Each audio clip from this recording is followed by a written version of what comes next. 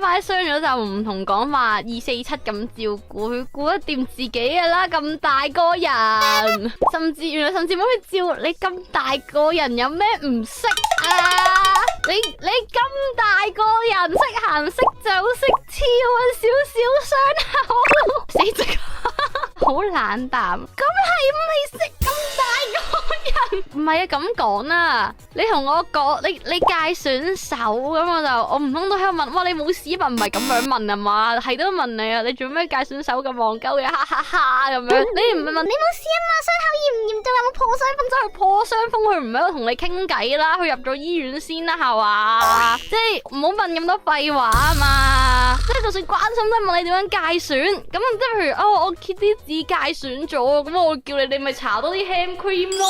你會問有冇事？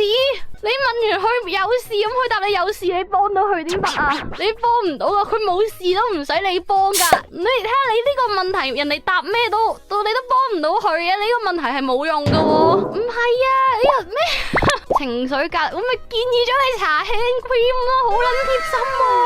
咁咪界選手啦，天氣乾燥，搽多啲 hand cream 冇事咁樣，會好撚貼心喎。